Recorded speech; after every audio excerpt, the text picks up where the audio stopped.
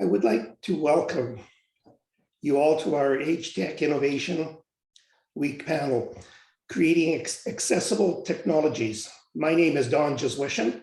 I am adjunct professor at University of Victoria and editor-in-chief of Healthcare Management Forum. I am also the work package lead for AgeWell's Healthcare and Health Service Delivery Challenge Area. I will be your moderator for this session. Although we are meeting virtually today, we would like to acknowledge the Indigenous peoples of the lands our speakers inhabit today. We do this to reaffirm our commitment and responsibility in improving relationships between nations and to improving our own understanding of local Indigenous peoples and their cultures. We encourage you to reflect on the land on which you're located and to consider your relationship to the land and to the people who are the traditional keepers of that land.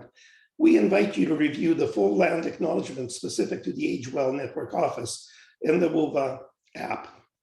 Before we get started, I have a few reminders. AgeWell values the participation of our community and endeavor to deliver an enjoyable and fulfilling experience. AgeTech Innovation Week participants are expected to conduct themselves with integrity, courtesy, and respect for others, and maintain the highest level of professionalism at all sessions they attend. Participants that engage in any form of harassment will be removed from the event. Please refer to the event code of conduct posted in the WOVA app. This presentation will be recorded and made available on AgeWell's YouTube channel and the event website. You may enable closed captioning for today's session by clicking on the CC box in the Zoom menu. During the second half of the session today, we will open the discussion up to answer questions from the audience. We ask that you please use the Q&A feature to ask questions and let us know which speaker your question is for. You can also use the chat to share your thoughts, comments, resources, or engage with other participants. Amanda and Allison will be moderating the chat and can help with any technical difficulties. Let's start by telling us where you are from in that chat. Over the next 50 minutes, our panelists will discuss how to create technologies that will actually be used in everyday life and the critical importance of intentional co-creation with older adults and caregivers. There's no point in making AgeTech products if they aren't accessible, practical, and effective. And we know the most optimal way to achieve this is by working with end users every step of the way. Let's start off with a poll for our audience members. Please read the poll questions and possible answers. What comes to mind when you hear accessible technologies? Check all of those that apply. Just want to say a few words about our panelists. We have Virginie Cobiaggio, Associate Professor, University of Ottawa. Karen Locke Yu Wong, researcher, Simon Fraser University's Science and Technology for Aging Research Center, known as STAR, and Mike Wilson, Associate Professor, McMaster University. Let's start by kicking things off and hearing from each of our panelists. Please tell me a little bit about who you are, your research, and what accessible technologies mean to you.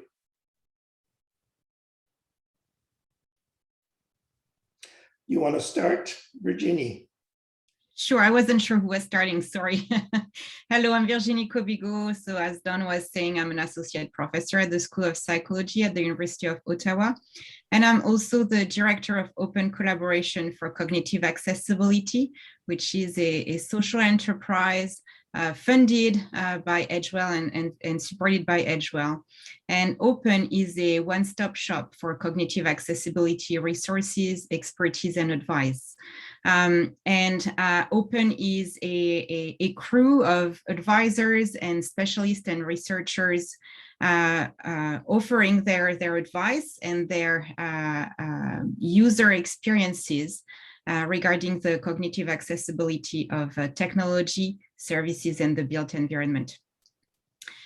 So what accessible technology means to me, a lot of things, but I think I would start by saying that it's about removing unfair barriers to accessing and using technology. That can include the costs of the technology for buying and using the technology. But it's also about making technology easy to use, and especially for those who have a disability. I am particularly interested in the cognitive accessibility of our environment. And the cognitive accessibility refers to making the processes simpler, easier to navigate, providing information in an easy to read language, about slowing down processes as well, and integrating technology to support the autonomy of people of all cognitive abilities with respect and ethics. So a technology that would be cognitively accessible would be easy to navigate, easy to use. It would use simple language and allow for errors from the users and provide meaningful instructions to the users. But it's also accessible technology is also a technology that truly respond to the needs of the users and to anticipate their needs, to understand their needs. I believe, and I know I'm not the only one, I believe that we have to involve them in the design process, in the development of the solution to really get to their experiences, because we cannot simulate especially cognitive disabilities, but in general users' experiences. So that's why I have created Open, to make sure that I can help connect users with cognitive disabilities and the innovators that are developing solutions to address their needs. Thanks, Virginie. Karen. Thank you, Don. Thank you, everyone. My name is Karen, and I'm a PhD student of UBC School of Social Work. And I'm also a researcher of Simon Fraser University Science and Technology for Aging Research Institute, and a clinical advisor of 411 Senior Center in Vancouver. I'm also a registered social worker in British Columbia with frontline experience in community senior center, long-term care, and also the hospital. For me, my research interest is older adult access to technology. Information services and resources have been moving online, and many older adults have challenges to access technology in the first place. Current research focus is on innovation. However, what many older adults lack are something basic, such as internet, equipment, technological knowledge, and also tech support. And I see this in my day-to-day practice as a social worker. And I have the privilege to have the opportunity to collaborate with an amazing team. I conducted a study with SFU Star Institute, Professor Andrew Sixsmith, and also 411 Senior Center Executive Director Leslie Rumat. So we interviewed older adult service providers and also volunteers across BC, and they share very similar experience, which I have just mentioned. To me, what I want to learn more is what older adults think about these challenges at different levels. Also, how do different identities of older adults and their intersection affect their access to technology? I want to learn more from a human rights lens and an intersectionality lens, which I will talk more further in this panel discussion. I will also extend my study with SFU Star Institutes and 411 Senior in my PhD study. Thank you. Go ahead, Karen, I'm sorry. No worries. To me, accessible technologies means that a person has access to equipment, internet, tech knowledge, and also tech support. The degree of access to each of these resources vary depending on the needs of the person. And for human rights, we will discuss more in this panel section. And people need the basic so that they can access to related information service and resources. Thank you, Karen. Mike? Thanks, Don, and hi, everyone. So I'm Mike Wilson. I'm at McMaster University, where I have a few roles. So I'm the Associate Professor in the Department of Health, Evidence, and Impacts, and I'm also Assistant Director of the McMaster Health Forum, which is a group that focuses all of our efforts on helping governments find and use research evidence, and actually not just governments, but health and social system leaders more generally find and use research evidence. So a lot of my work focuses on doing evidence synthesis, but also on facilitating citizen engagement strategies about pressing health and social system issues, and on engaging system leaders in deliberative approaches to identify actions that can be taken to strengthen the health and social system. So that's my work. In the context of AgeWell, I've been involved with AgeWell for a number of years now, and I've worked on a few projects. One set of projects was focused on enhancing equitable access to assistive technologies. And through that, we did a series of citizen engagement exercises, stakeholder engagement. Also developed a website called accessassistivetech.ca, which is a navigational database to help people find funding programs across the country that provide access to assistive technologies. More recently, I'm leading a platform project through AgeWell that's focused on supporting rapid learning and technology-enabled health and social systems. And by that, I mean approaches where we can make small yet rapid changes over time to strengthen health and social systems. So we did one project on enhancing the use of technology in long-term care settings, and we're working out what our next steps are from that as well. But you can probably figure out from some of that my focus for what I think of accessible technologies is more at a systems and policy level. So it's really important to create accessible technologies themselves that are usable by the people who need them. But we also need systems in place to be able to get those technologies to people who need them.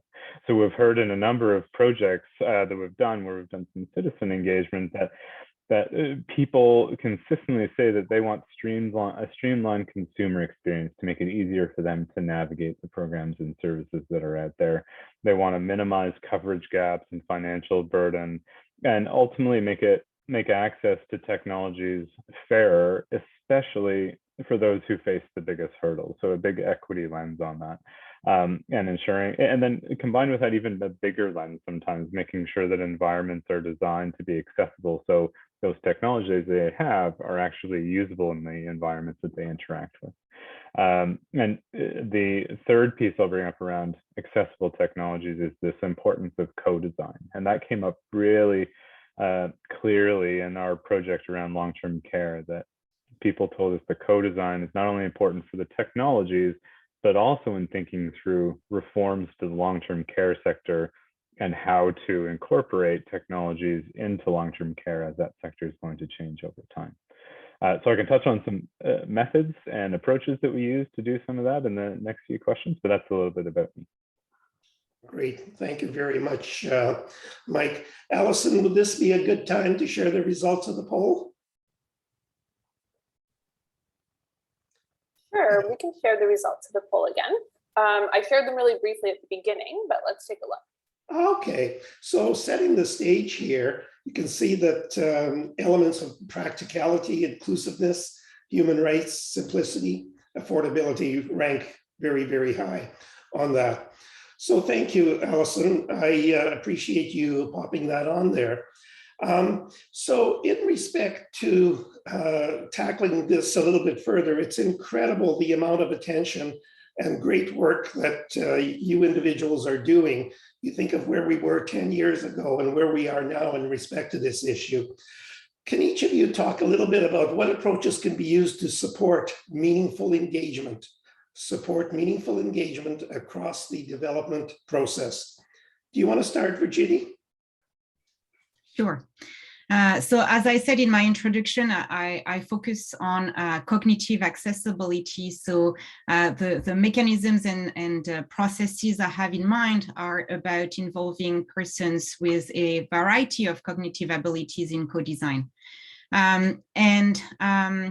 Prior to my involvement in AgeWell, I was not doing work in regarding technology, but I was conducting research involving persons with intellectual disability and cognitive disabilities.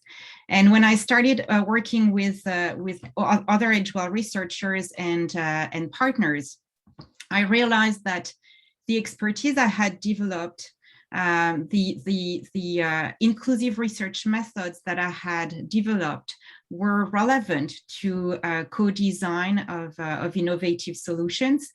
And so that's why I have created Open, to make sure that we have a platform where we can come together and work with persons with cognitive disabilities on innovation that concerns them. To me, the mechanisms that we have to use are about simplifying, slowing down our processes, about making that whole process easier to navigate and follow for persons with cognitive disabilities. So what we do is that we are the link between users with cognitive disabilities and innovators, where we transform the questions that innovators might have, so persons with cognitive disabilities can understand the questions and provide meaningful feedback. And I feel that it has been missing because it takes certain skills and techniques that can be learned, but that we don't all master, because it takes certain requirements to make our conversations or our processes more accessible. So to me, the mechanisms are about using inclusive research methods, social sciences approaches, to make sure that we use mechanisms and ways to involve users with cognitive disabilities meaningfully and with respect of their abilities and their good and bad days. So I think that would be the main answer to the question about mechanisms, and making sure that those mechanisms remain flexible and adaptable to the needs of the specific users, because they might have very different needs in terms of the accommodations they require to participate to the process. I would add to that the mechanisms have to take into account or to build our accountability towards persons with cognitive disabilities or any users. If we want to involve them meaningfully, it means that we have to use their feedback and we have to show them how we have integrated their feedback. And without that loop, then it cannot be meaningful.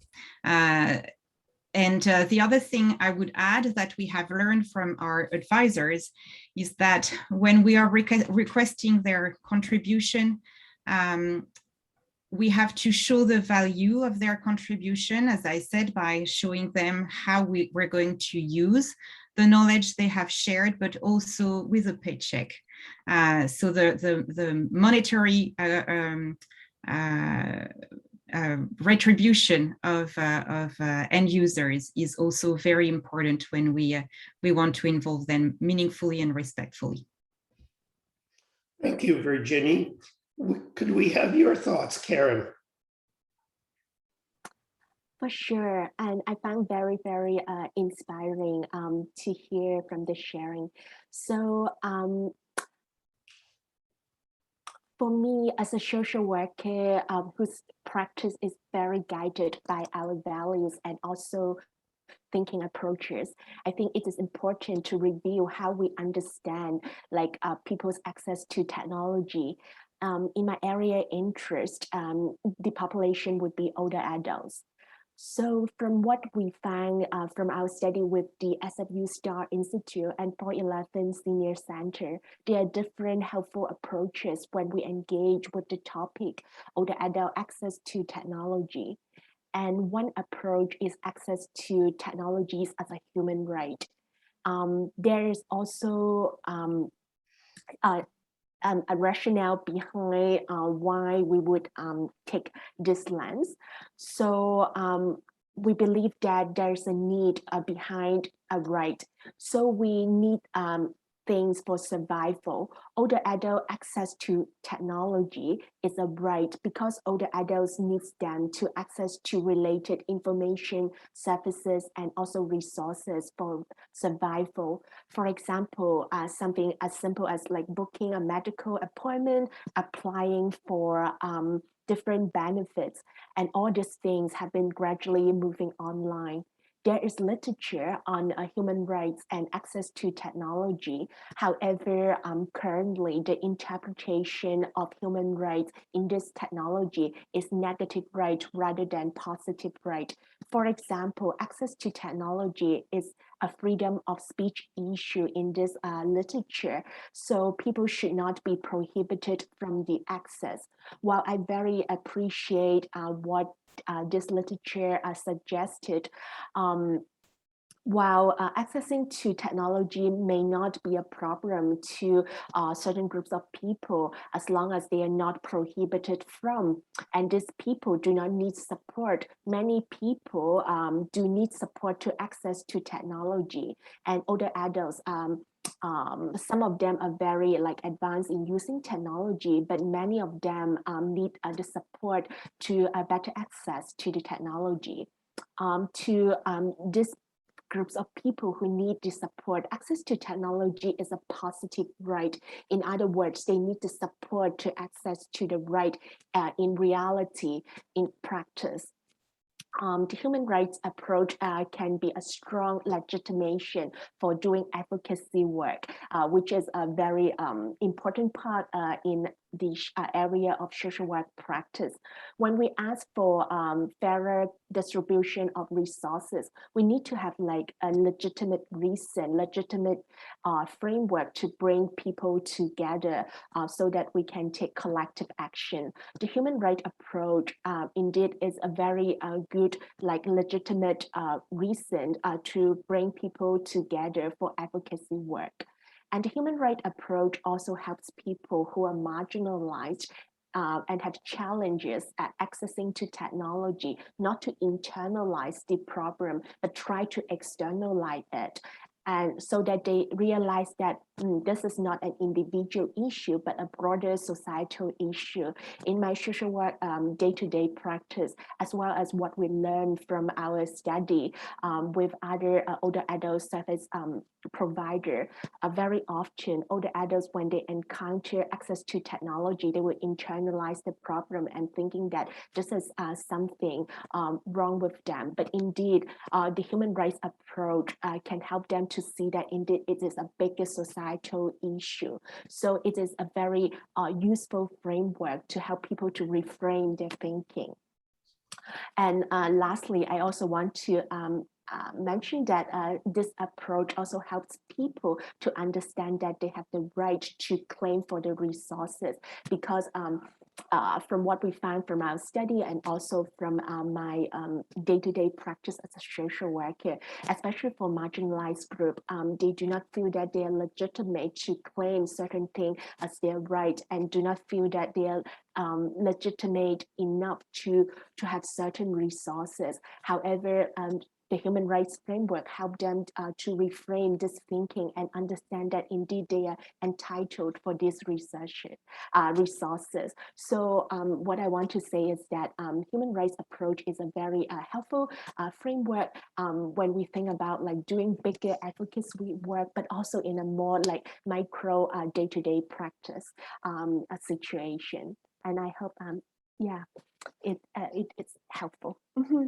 Thank you. Thank you, Karen. Mike, from your perspective and work, what have you found to be meaningful engagement across the development process? Yeah, so we take an approach to try and spark action towards decision making, whether it's by government policymakers, organizational leaders, professional leaders, citizen leaders, could be at any of those levels. But starting with our actions being underpinned by the best available data and evidence, and then also the values and preferences of citizens who ultimately those decisions are going to affect, and then informed by the views and experiences of those who are kind of actively involved in the system and can make decisions and champion change from within it. So to do that, we take a sequenced approach that first emphasizes the evidence synthesis piece to try and pull together what does the best available data and evidence say about a particular challenge that we're looking at. So for example, with the project that we worked on to enhance the use of technology in long-term care, looking at kind of what's the status of how much how technology plays a role in long-term care, what are the challenges with it, and also more importantly, what options could be on the table for doing things differently, and then informing those options by what the evidence says, and then also putting on the table what could be some implementation considerations if one or more of those options are going to be taken up at a programmatic or policy level. So what we do is take that evidence and put it into the form of what we call a citizen brief, which goes to citizens, and then an evidence brief, which is more detailed and goes to the system leaders. And so for the deliberative part of it, we convene one or more citizen panels. Often it's a series, and trying to engage people from across the country in deliberations and engagement about what their experiences are with the issue, to try and hear from them about what's challenging, what needs to be known about how a particular issue is challenging, and then building on that, what their values and preferences are for addressing it. So it's not always giving concrete answers to we should do this or that, but it's saying we need to ground this in equity, and we should do this by ensuring that everybody has access to some basic level of services, whether it's Wi-Fi in long-term care, for example, which is a big thing that came out in that process. And then we sequence that again to have the stakeholder dialogues happen after the citizens we've engaged citizens in those deliberations, so that the findings from those panels are thematically analyzed and put into the briefing document that goes to the people who are coming to that stakeholder dialogue. And so those people who are able to make decisions and champion change are then seeing not only the best available evidence on the topic, but also the values and preferences of citizens. And for us, what I've seen in sequencing in that way, it makes for a very powerful conversation, because it puts explicitly on the table what people have said needs to be done. And sometimes it can drop some policy options completely off the agenda, and it can raise others up that might not have been there before. And so that's the approach we've been taking. It's less on the technology development side, but more about what can we do to strengthen systems to get those technologies to people who need them. Thank you, Mike. And thank you all three of you for sharing your description of approaches and methods and tools. We're walking away with some really, really practical ways to go forward. Can I just ask each of you now to think about what are some of the common challenges to accessible collaborative approaches, and how can we overcome those challenges? You want to start, Virginie? Sure. So I think speed is a challenge. Innovators and researchers have a certain pace of things that is not always adapted to citizens. So the speed of the process, the impression or need to have the information yesterday is certainly a challenge when we try to meaningfully involve citizens, and especially those who have cognitive disabilities. The complexity of the process and the information that is shared, the complexity of the questions that are asked to users is also a challenge, but I have already mentioned that earlier. But I would perhaps add our own attitudes the discrimination towards users, and especially those with disabilities or older adults in general, and that tendency that we have to recognize to think that they will not be able to contribute knowledge meaningfully, and that perhaps we already know their needs, is certainly a challenge, a barrier to their meaningful involvement. The tendency to think as well that caregivers will know the perception of persons with disabilities and older adults is also, I think, a challenge, because we reach out to the caregivers or the professionals who are easier to engage in the process, and we take that shortcut, but we don't hear the voices of those who are directly involved. So that's what I would perhaps raise as main barriers. Thanks, Virginia. Karen? I very agree with Virginie, what you have just shared, and indeed what I'm going to share, I think there are similarities as well. So I think one of the biggest challenge is poverty and affordability. And in Canada, we don't have poverty line, but we usually refer to the low income cutoff. And many older adults are not below the low income cutoff because of the pension.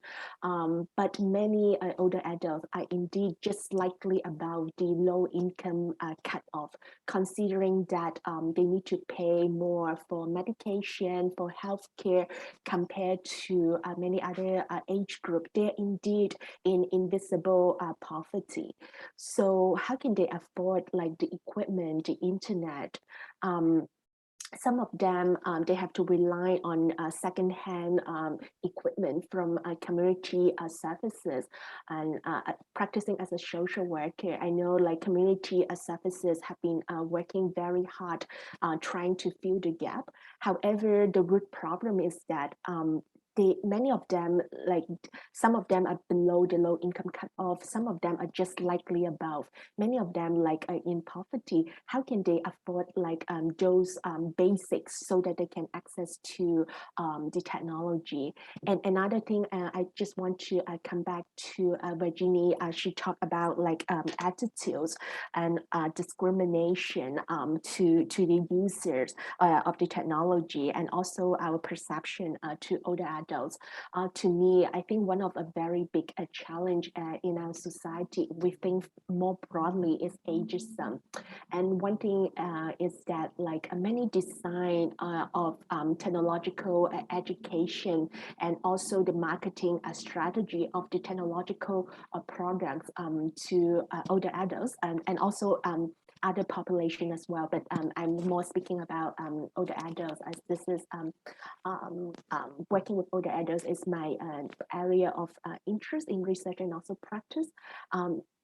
The design of the education and also the product do not actually match with the needs and the wants and the wishes of the older adults. They are not often like involved in the process, or they are involved in the process, but like what Virginie just said, they may not be meaningfully engaged. So those like education and those products do not really meet what they want and what really meet their needs. And I think if we talk about like the broader aspect of ageism, and if we look into like a more organization level, looking at the MISO policy level, currently the funding structure for community senior service indeed very underfunded, and indeed the funding structure is very fragmented. Yet the reality is that senior service should be interrelated and everything should be connected. For example, there's a funding for social activity, there's another funding for tech education, but the reality is that many older adults, they first build a relationship with the community service via something not related to technology, then begin to seek help about tech. Or for some older adults, they reach out for support on technology, but they want to explore more and get more involved in other programs once they build a relationship with the senior services. So how can we separate like everything so clearly, especially in the context of senior services? They are so interrelated, as I mentioned earlier. And I think the last challenge is that how different sectors can collaborate together, which Mike has just shared lots of insights from his expertise.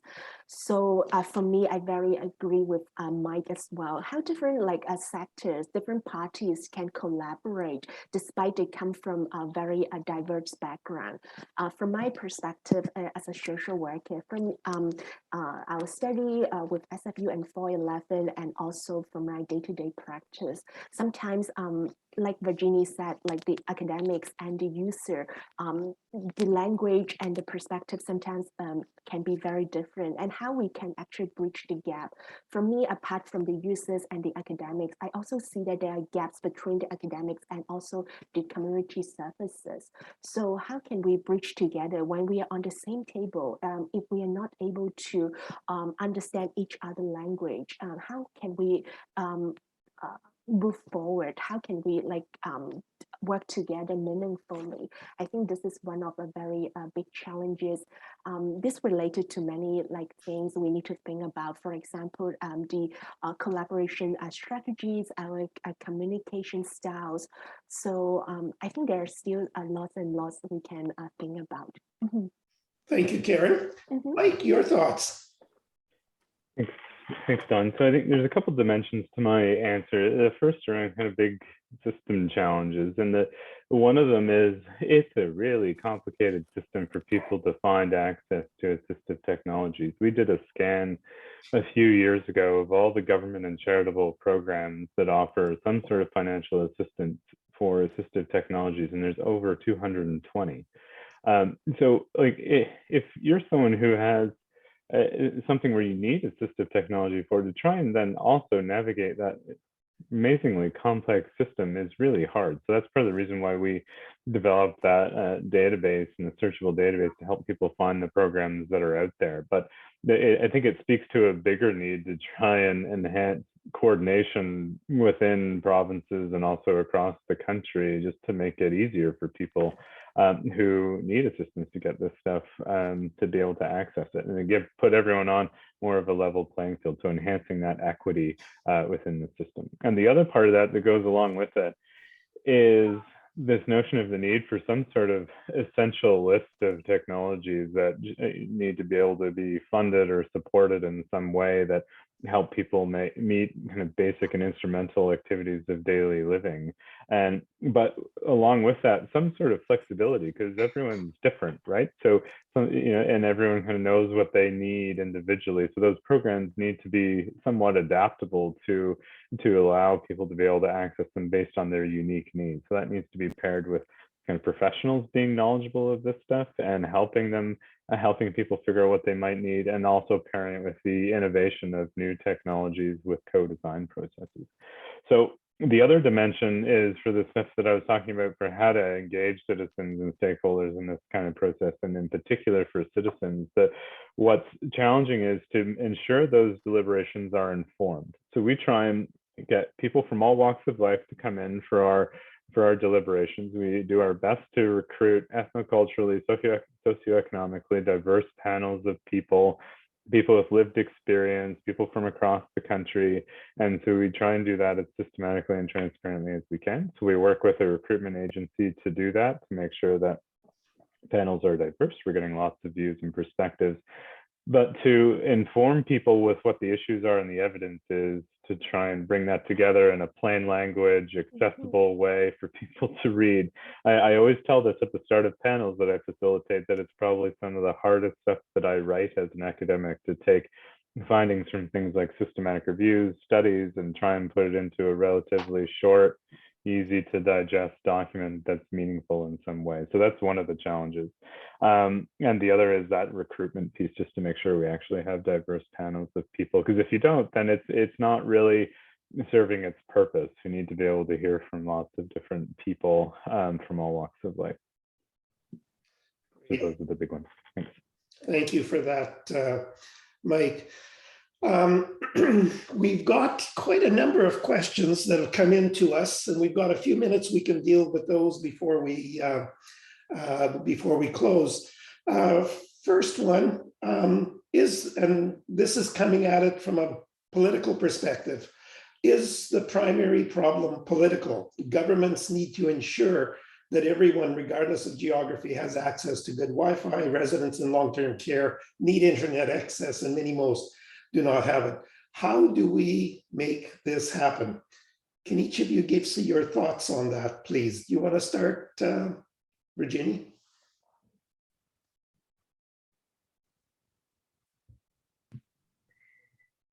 Sure. So I will not address the political context because that's Mike's expertise and not mine. I think what I can say that is in addition to what I have already said is that we need also to empower and educate and train the users.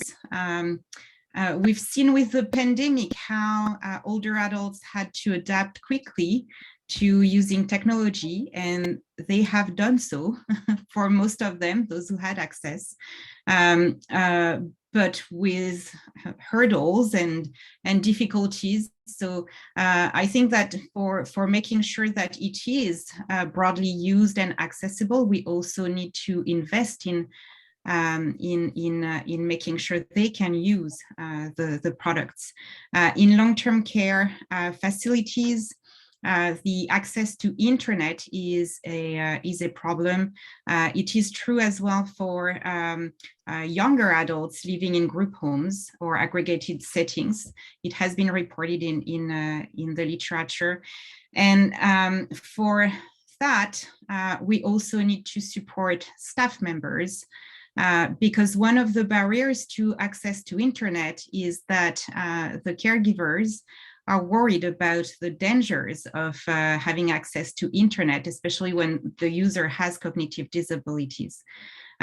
So we need to make sure it is a safe environment for everyone to use. So some trainings on protecting privacy, for example, but also making sure that the technology is protecting the privacy of the users. So I will stop there because I think Mike can address the other piece of the question very eloquently. But making sure that all the stakeholders as my colleagues have said earlier, all the stakeholders work towards the solution is critical. So let's take the opportunity, Mike. This is in your wheelhouse. Your quick thoughts, please. Yeah, I'm not sure how eloquent I can be, but thanks, Virginie.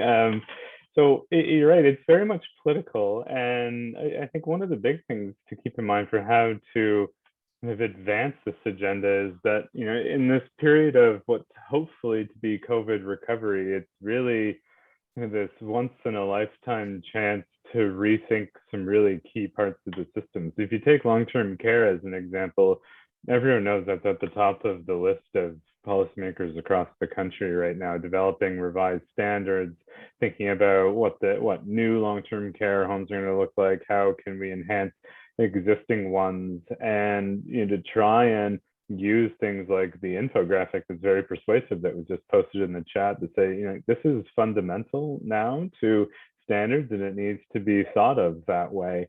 And I mean, that came out very strongly in our citizen deliberations, that it's just essential, and whether it's for the residents themselves or their caregivers or for the staff, doing it in a way that doesn't detract from person-centered care, in a way that actually enhances quality of life and the staff's ability to do their job, I think there's a big business case that can be made to do that. And I think that's what it's going to come down to, because governments are also facing large deficits. So we're going to have to think about what are the costs of these things and say, this is, technology can play a big role in enhancing this stuff and possibly do so in a way that's, cost equivalent or cost savings or whatever it may be.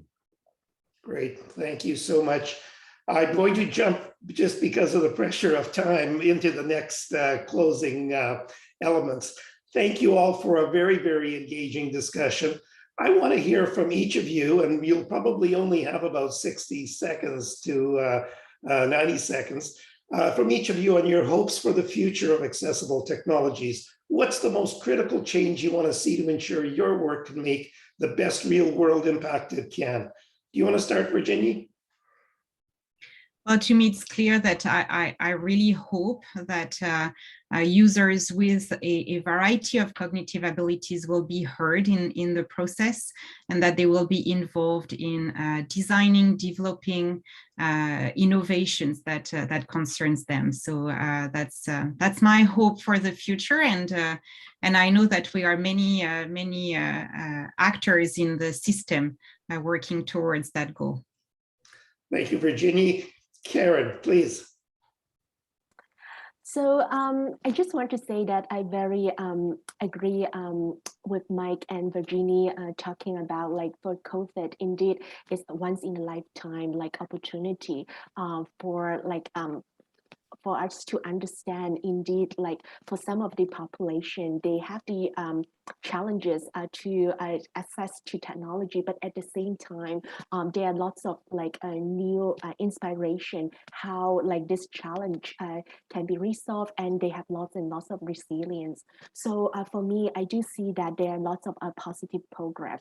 So one example I want to point out is the $10 internet plan. What we see is that because of this pandemic, we indeed notice that, oh, there are actually gaps in our system, and there are also challenges, but we do gradually find out that there are some advocacy work we can do, and we see that there are success, and the $10 internet plan is a very good example. It also shows that how different groups and population, they can come together for advocacy work. So I hope that is insightful. Thank you, Karen. Mike, what would you like to see? Yeah, two quick thoughts. I think one is the importance of pairing this notion of co-design and citizen engagement along with evidence. For me, I mean, that's my wheelhouse. If you can bring those two things together, you're ultimately making those technologies and systems more friendly and accessible to citizens, patients, caregivers, all those people are accessing it. So I think that's critical. But then on the other hand, pairing that with the need for continuous innovation, not just for the technologies themselves. I'm going to advance this more, the systems that get those technologies to the people who need them. So you need innovations on both ends of the spectrum, and without a commitment to both, then ultimately we'll be developing lots of great stuff, but not the systems and policies in place to actually get them to those who need them. Thank you very much. Well, I'd like to thank everyone and encourage the audience to join the next session, which is Transforming Long-Term Care, starting at 2 p.m. Eastern Time. The link is posted in the chat. Again, thank you to my three panelists. It's been a delight to hear your ideas. And thank you for the questions from Noor and Lisa. We weren't able to get to all of them, but we'll wish you a very nice weekend coming up. Thank you.